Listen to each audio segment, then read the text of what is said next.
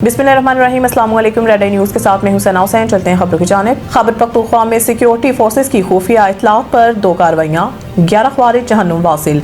ISPR की जानिब से बताया गया है कि सिक्योरिटी फोर्सेस ने शुमाली वज़ीरिस्तान जिला में ख्वारिज की मौजूदगी की इत्तला पर इंटेलिजेंस बुनियादों पर कार्रवाई की। कार्रवाई के दौरान अपने दस्तों ने ख्वारिज के ठिकाने को मौसर अंदाज में निशाना बनाया और शदीद फायरिंग के तबादले के बाद 6 ख्वारिज को जहन्नुम वासिल कर दिया। जिला कुरम में पुलिस और सिक्योरिटी फोर्सेस ने एक और मुश्तरका इंटेलिजेंस बुनियादों पर कार्रवाई अंजाम दी, जिसमें फायरिंग के तबादले के दौरान 5 ख्वारिज को हलाक कर दिया गया। पाक फौज के शोबा ताल्लुकात आमा के मुताबिक हलाक होने वाले भारतीय सरपरस्ती याफ्ता ख्वारिज से असलहा और गोला बारूद भी बरामद हुआ।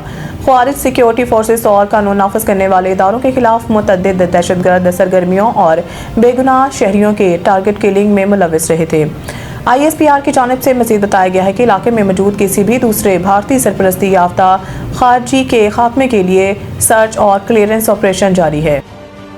ट्रंप ने एक बार फिर पाक भारत जंग रुकवाने 8 तैयारे गिरने का जिक्र कर दिया। व्हाइट हाउस में सहाफियों से गुफ्तगू करते हुए अमरीकी सदर ने कहा है कि मैंने पाकिस्तान और भारत समेत 8 जंगें रुकवाई और पाकिस्तानी वजीर आज़म ने भी कहा है कि मैंने जंग रुकवा कर लाखों जानें बचाई। वेनेज़ुएला के तेल पर कब्जा ना किया होता तो रूस और चीन वहां पहुंच जाते। ट्रंप अमरीकी सदर ने वेनेज़ुएला पर गुफ्तगू करते हुए कहा है कि वेनेज़ुएला और अमेरिका के पास दुनिया का 55% तेल है और रूस और चीन वो तमाम तेल खरीद सकते हैं जो वो अमेरिका या वेनेज़ुएला से चाहते हैं। ट्रंप का मज़ीद कहना था कि पुतिन यूरोप से नहीं अमेरिका से डरते हैं। चीन और रूस के अवाम से प्यार करता हूँ। पुतिन अच्छे इंसान है लेकिन उन्होंने मायूस किया है। हम नहीं चाहते रूस या चीन ग्रीनलैंड जाएं। अमरीकी सदर ट्रंप का कहना था कि ग्रीनलैंड नहीं लेते तो आपका अगला पड़ोसी रूस या चीन होगा। फिलहाल ग्रीनलैंड से मुतालिक मुख्तलिफ पहलुओं पर गौर जारी है और ग्रीनलैंड के लिए रकम पर अभी बात नहीं हो रही। इस इलाके के माली मामलात पर फैसला बाद में होगा। तुर्की ने पाक सऊदी दिफाई इत्तेहाद में शामिल होने की ख्वाहिश जाहिर कर दी है। अमरीकी जरीदे मीडिया इदारे ब्लूमबर्ग ने दावा किया है कि पाकिस्तान, तुर्की और सऊदी अरब के दिफाई इत्तेहाद से मशरिक़ वस्ता और इससे बहुत आगे तक ताकत का तवाज़न तब्दील हो जाएगा। ख्याल रहे कि पाकिस्तान और सऊदी अरब ने गुज़िश्ता बरस मुश्तरका दिफाई मुआहदे पर दस्तखत किए थे, जिसमें लिखा गया था कि किसी एक मुल्क के खिलाफ जारहियत दोनों मुल्कों के खिलाफ जारहियत तस्वुर की जाएगी। पाक सऊदी मुआहदे की ये बात नेटो इत्तेहाद के आर्टिकल 5 की तरह है और तुर्की पहले से नेटो इत्तेहाद का रुकन है। ब्लूमबर्ग के मुताबिक तुर्की को पाक सऊदी दिफाई इत्तेहाद में शामिल करने के लिए तीनों मुल्कों के दरमियान मुआहिदा जल्द मुकम्मल है।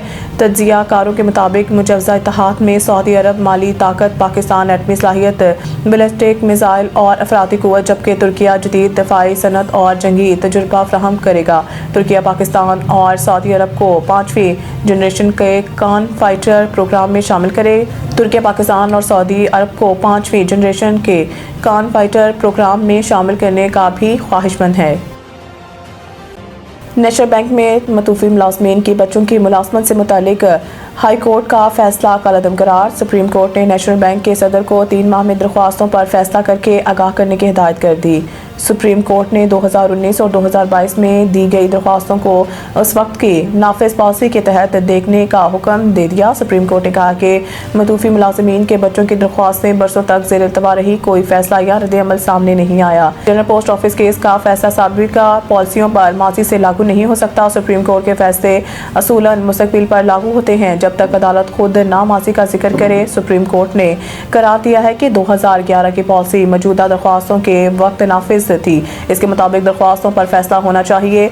मतूफ़ी मुलाज़मीन के बच्चों को मुलाज़मत से मुतालिक पॉलिसी पर अमल न करना मुनसफ़ाना इंतज़ामिया के असूलों के खिलाफ है। सिंध हाई कोर्ट ने मतूफ़ी मुलाज़मीन के बच्चों की मुलाज़मत से मुतालिक आईनी दरख्वास्त जनरल पोस्ट ऑफिस केस की रोशनी में मुस्तरद कर दी थी। आयरलैंड का T20 वर्ल्ड कप के लिए स्क्वाड का ऐलान। तफसीलात के मुताबिक आयरिश टीम की क़यादत एक बार फिर तजुर्बाकार ओपनर और T20 फॉर्मेट में सबसे ज़्यादा रन्स बनाने वाले पॉल स्टिरलिंग करेंगे, जबकि विकेट कीपर बल्लेबाज लुकरान टकर नायब कप्तान होंगे। ऐलान करदा स्क्वाड में शामिल 15 में से 12 खिलाड़ी गुज़िश्ता एडिशन का भी हिस्सा थे, जबकि नए चेहरों में टॉम टेक्टर, बेन कैटलिस और मैथ्यू हम्फ्रीज शामिल हैं। ये आयरलैंड की T20 वर्ल्ड कप में 9वीं शिरकत होगी। आयरिश टीम की बेहतरीन कारकर्दगी 2009 और 2022 में सामने आई थी, जब इसने दूसरे मरहले के लिए क्वालिफाई किया और साबिक चैंपियन वेस्टइंडीज़ और इंग्लैंड को शिकस्त दी।